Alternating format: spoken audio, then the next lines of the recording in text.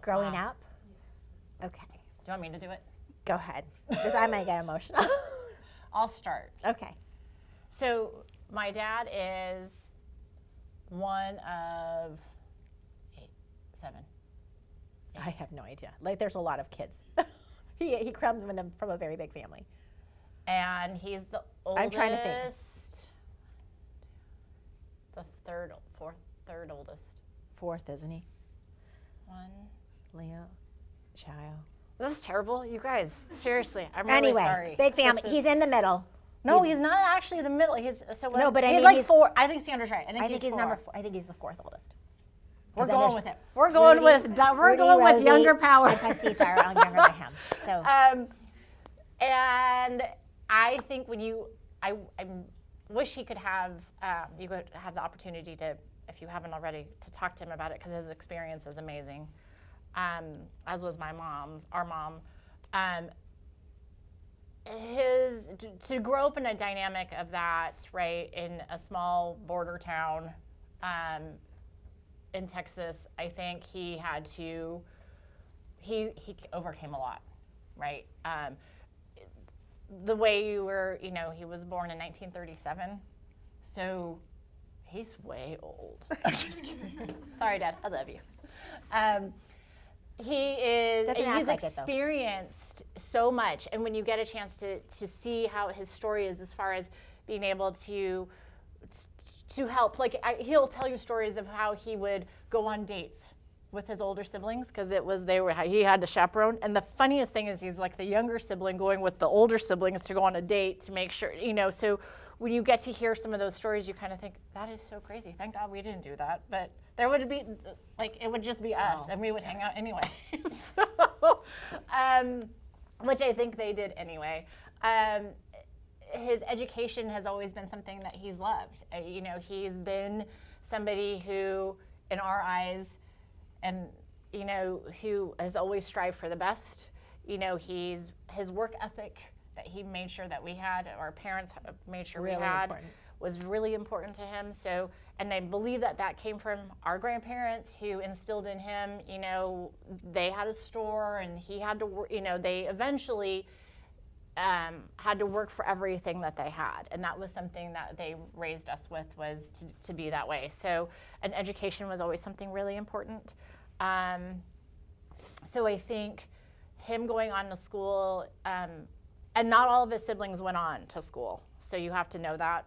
So he and the oldest, I know that people went on to get, I'm not exactly sure how far everyone's academic career went, but Dad pushed through. And I think his success, he had a vision, right, of what he wanted to do. And it is evident in what he is able to create, especially here. And he leaves his imprints wherever he goes. And when you talk to even some of his friends who went to school with him, you can hear like he was, he's very studious, but you want him to say, oh, he was like crazy. And I'm like, come on, I want to know, was he like outside of the box ever? Like that's just who he is, and that's who he's been. And even as today, he's still that same way. And his academic life was everything to him. I even, just to piggyback on that, so it wasn't even something like his parents did, right? His dad owned a retail store, and was in retail, like clothing store. So that's like the life he knew. Usually, like what your parents do, you kind of go, oh, that's something familiar. Completely different. And just to say like how much school was important to us, and we knew that was like not even we had to go to school, and that was really important.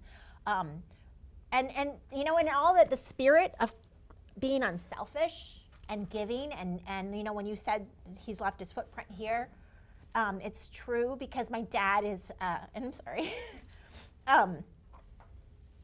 incredibly unselfish, and just always he just felt like it was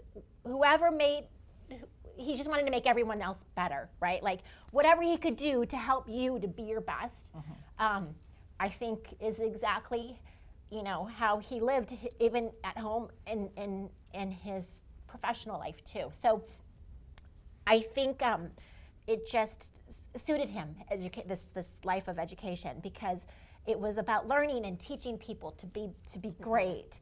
And yeah, I think that is what he did. So Yeah, I think that is his whole academic career, though. That is, I mean, that was thank you. Everything. I'm a mess. I should probably have had this here earlier.